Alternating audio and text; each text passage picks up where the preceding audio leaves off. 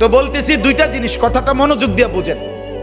দুইটি জিনিস সর্বযুগে মানুষের হেদায়েতের জন্য আল্লাহ তাআলা প্রেরণ করেছেন। একটা হলো রিজালুল্লাহ, বলেন কি? আরেকটা হলো কিতাবুল্লাহ। রিজালুল্লাহ মানে কি? মানে হলো আল্লাহ তাআলা তার পক্ষ থেকে সর্বকালে সর্বযুগে মানুষের হেদায়েত, মানুষকে দিক নির্দেশনা দেওয়ার জন্য আল্লাহ তাআলা তার পক্ষ থেকে মনোনীত ব্যক্তি, মনোনীত পুরুষ আল্লাহ তাআলা এই পৃথিবীতে পাঠিয়েছে। এটাকে বলে রিজাল, মনোনীত পুরুষ, মনোনীত ব্যক্তি।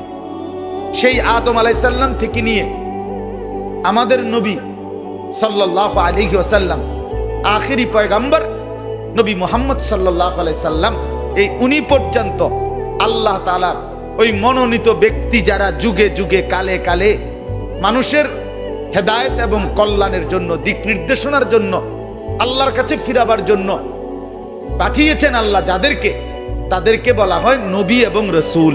এরাই রিজাল, এরা আল্লাহর পক্ষ থেকে মনোনীত ব্যক্তি, মনোনীত পুরুষ।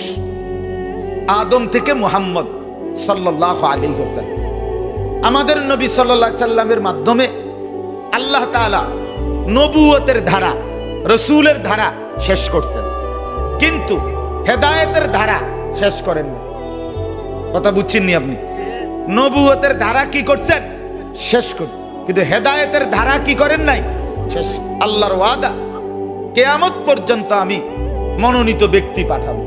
আল্লাহ তাআলা নবী এবং রাসূলের পরে মনে করেন আখেরি নবী সাল্লাল্লাহু আলাইহি ওয়াসাল্লাম, তিনি শেষ নবী।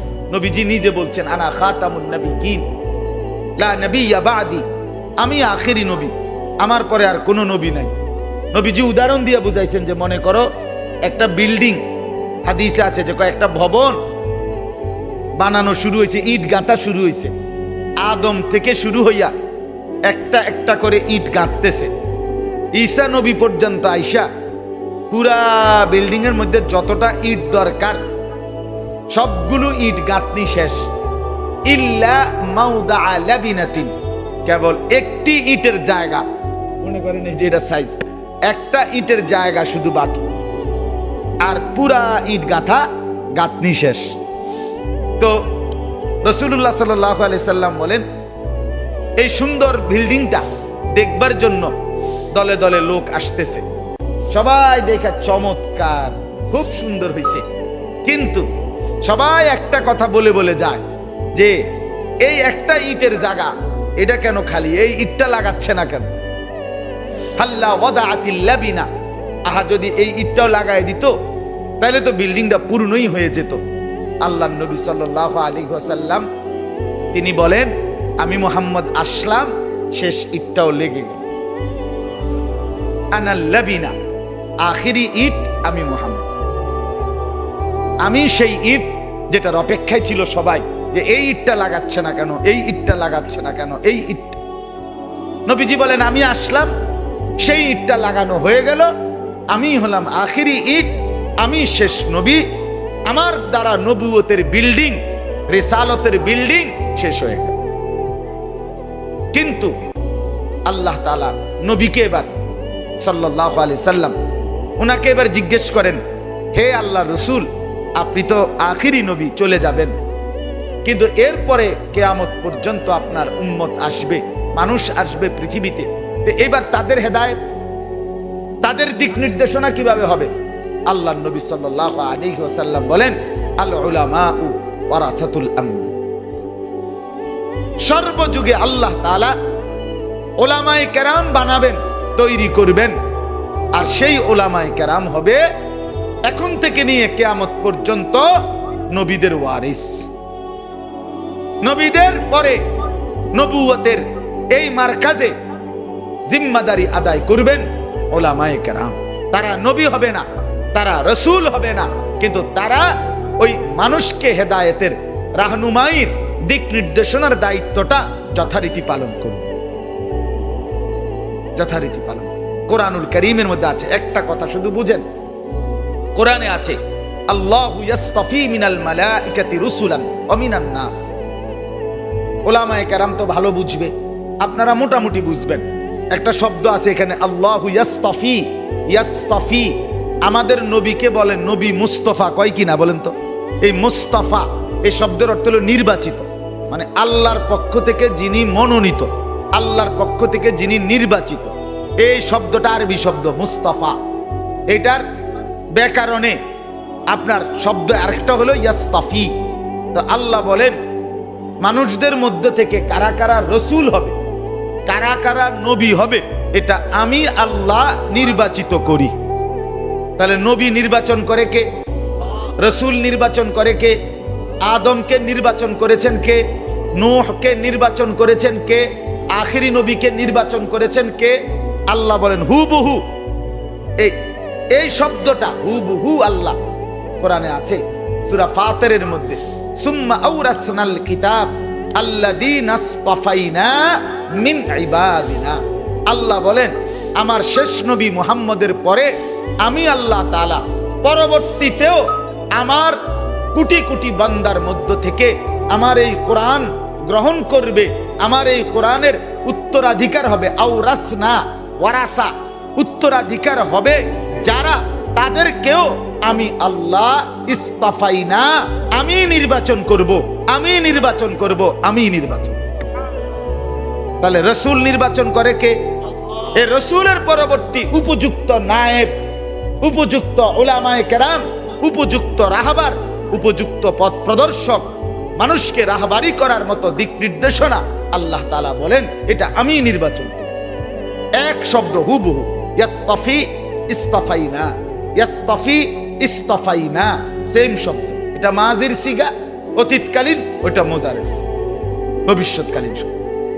এই জন্য আল্লাহ তাআলা যুগে যুগে আল্লাহর পক্ষ থেকে রাসূলুল্লাহ সাল্লাল্লাহু আলাইহি সাল্লামের পরেও কিয়ামত পর্যন্ত কত সময়, এই আমাদের নবীর পরে আজকে প্রায় ১৫০০ বছরের কাছাকাছি, এই ১৫০০ বছরে কত ঝড়, কত তুফান, কত মহামারী, কত বন্যা, কত দুর্ভিক্ষ, কত আফত, কত মুসিবত, কত জুলুম, কত নির্যাতন, কত অন্যায়, কত অবিচার, কত অত্যাচার মুসলমানদের উপরে গেছে পৃথিবীতে এই ১৫০০ বছর।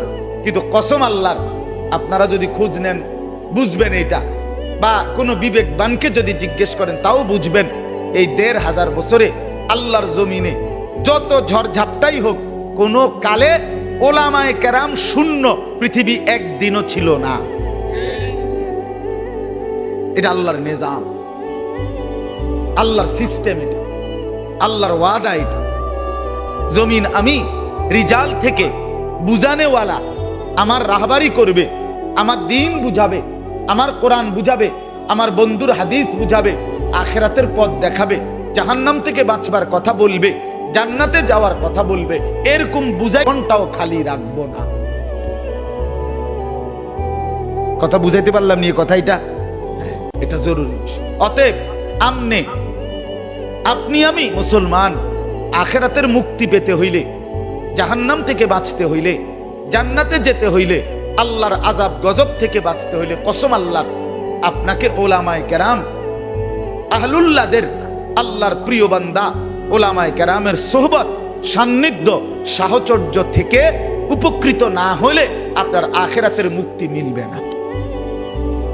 আখিরাত আপনি যদি বলেন যে অমুক হুজুরের ত্রুটি, তমুক হুজুরের ত্রুটি, অমুক হুজুরের এই দোষ, তমুক হুজুরের এই দোষ, না, আপনার দোষের কোনো দরকার নাই, আপনার দিন মানা দরকার যদি হয়, আপনি যদি আল্লাহর কাছে খাঁটি দিলে চান, কসম আল্লাহর, যেই আলেম আপনাকে সত্যিকার আখিরাতের পথ দেখাইতে পারবে, এমন আলেম প্রত্যেক যুগে, প্রত্যেক অঞ্চলে, প্রত্যেক দেশে, প্রত্যেক এলাকায় আল্লাহ ব্যবস্থা রাখছেন আপনার সাধ্যের ভিতরে, আছেই আছে, আছেই আছে। আপনি দিল থেকে চান, আল্লাহ আপনার জন্য কুদরতি ইন্তজাম করবেনই করবেন, করবেনই করবেন, কোনো সন্দেহ, কোনো সন্দেহ। এই বাজারে ভেজালে ভরা, বর্তমান বাজার সব পণ্যের মধ্যে ভেজাল আছে, কিন্তু এই ভেজালের পণ্যের ভিতরও প্রত্যেক অঞ্চলে, প্রত্যেক এলাকায়, প্রত্যেক উপজেলায়, প্রত্যেক ইউনিয়নেও ১ নাম্বার মাল, পিওর মালও আছে। আছে কিনা বলেন না কেন? একটু কষ্ট করতে হবে আর কি, একটু বেশি পরিশ্রম করে খুঁজে নিতে হবে। এর দূরে মেহনতটা একটু বাড়াই তুই। আরে পিওর আছে, পিওর ছাড়া, খাঁটি ছাড়া, আসল ছাড়া জমিন টিকবে না। কথা বোঝেন নাই আপনি? সব বাটফার, সব সিটার, সব 2 নম্বর, সব লাইনের সবাই কসম আল্লাহ, তাইলে সূর্য উঠবে না, চাঁদ উঠবে না, রোদ উঠবে না, বৃষ্টি হবে না, আসমান থাকবে না, জমিন থাকবে না। রাসূলুল্লাহ সাল্লাল্লাহু আলাইহি সাল্লামের হাদিস, স্পষ্ট হাদিস আছে। নবী সাল্লাল্লাহু আলাইহি সাল্লাম বলেন, কিয়ামত সংগঠিত হবে কাদের উপরে? কিয়ামত সংগঠিত হবে, রাসূলুল্লাহ বলেন, লা তাকুমুস সাআতু ইল্লা আলা শিরারিল খালক। জমিনের সব যখন একবারে নিকৃষ্ট হয়ে যাবে, সবাই পাপী, সবাই অসভ্য, সবাই চরিত্রহীন, এভাবে যখন সব হয়ে যাবে, আল্লাহ রাসূল বলছে তখন আর পৃথিবী থাকবে না। আল্লাহ বলবে, ইসরাফিল দে ফুঁদে, আর রাখবো। তাইলে বন্ধু আমার, যদি সূর্য উঠে, চাঁদ উঠে, যদি দেখি মাথার উপরে আসমান এখনো আছে, যদি দেখি পায়ের নিচে জমিন এখনো আছে, যদি দেখি আলো হয়, যদি দেখি অন্ধকার হয়, তাহলে বুঝতে হবে সৎ, যোগ্য, নির্ধারিত, নির্বাচিত, উপযুক্ত আলেমে দ্বীন আল্লাহর জমিনে এখনো আছে। আছে কিনা বলেন না কেন? আপনাকে কষ্ট করতে হবে। আপনি ওই চা দোয়ানে বইয়া বিড়ি খাইতে খাইতে, না ভালো মানুষ করতে, ফাজিল কোথাকার, বা কি ভালো মানুষ করতে, বিড়ি খাই না বেটা, তুমি ভালো মানুষ কি টোয়া? কথা বলেন না কেন? তুমি তো 1 নম্বর ফাজিল।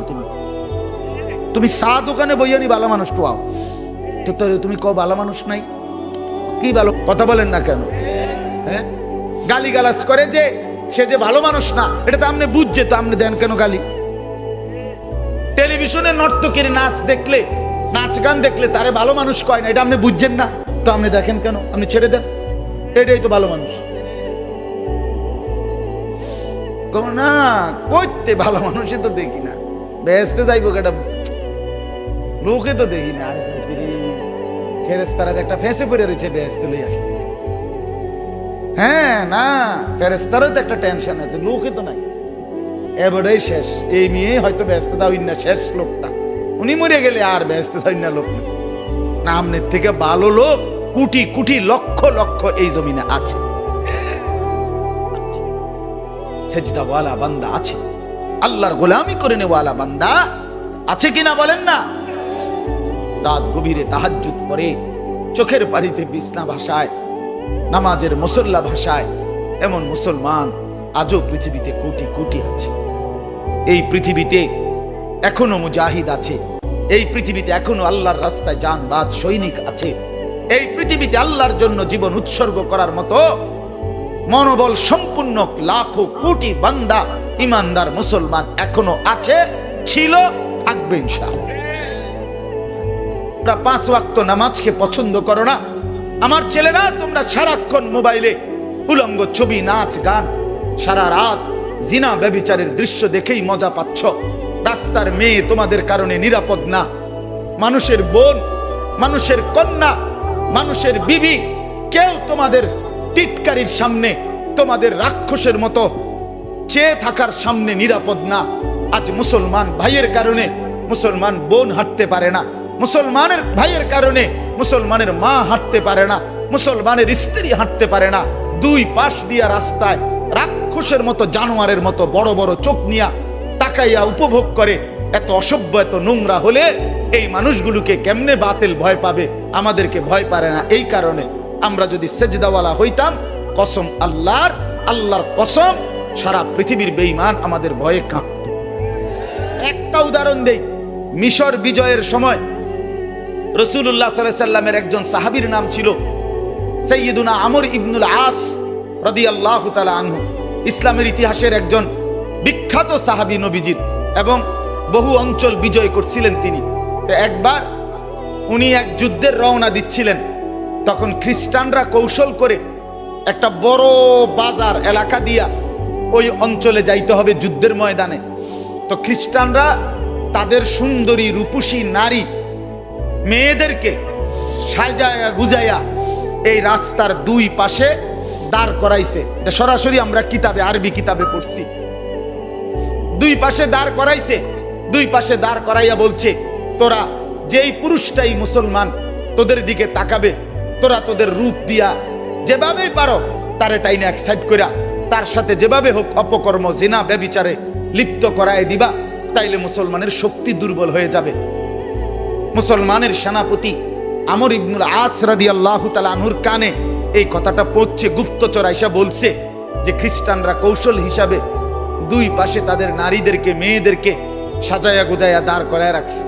কসম আল্লাহর, আমরা কিতাবে পড়ছি, আহা রাসূলুল্লাহর এই সাহাবী সেনাপতি ওই বাজার আসবার আগে আগেই সাহাবায়ে কেরাম সেনাবাহিনীর উদ্দেশ্যে একটা শুধু আয়াত কোরআনের বলছে, কুল্লিল মুমিনিনা ইয়াগুদ্দু মিন আবসারিহিম, হে মুমিনরা সবাই চোখ নিচের দিকে নামিয়ে রাখো। এই আয়াতটা পড়ছে, এরপরে বলছে চলো আবার রওনা দাও। পুরা বাজার মহল্লা পার হয়ে গেছে, সাহাবায়ে কেরাম মুসলিম মুজাহিদরা একজনও একটি নারীর দিকে এক সেকেন্ডের জন্য বাঁকা চোখেও তাকায় নাই। দুর্বলতা, ব্যর্থতা। 92 থেকে 97 লাখ ইহুদি মাত্র ইসরায়েলে, 1 কোটি না, 1 কোটির চাইতে কম ইসরায়েলের ইহুদি, তারা আমাদের 180 কোটি মুসলমানকে বৃদ্ধাঙ্গুলি দেখাচ্ছে। 57টি মুসলিম রাষ্ট্রের মুসলমানকে বৃদ্ধাঙ্গুলি দেখাচ্ছে।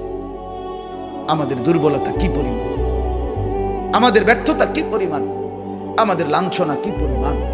কোন দিন সমাধান হয় কে জানে। ফিলিস্তিন সমাধান হবে তো আরেক অঞ্চলে মুসলমান নির্যাতিত হবে, আবার আরেক অঞ্চল, কখনো কাশ্মীর, কখনো ফিলিস্তিন, কখনো রোহিঙ্গা, কখনো সিরিয়া, কখনো ইরাক, কখনো বসনিয়া, কখনো চেচনিয়া, কখনো সোমালিয়া, কখনো হার্জেগোভিনা।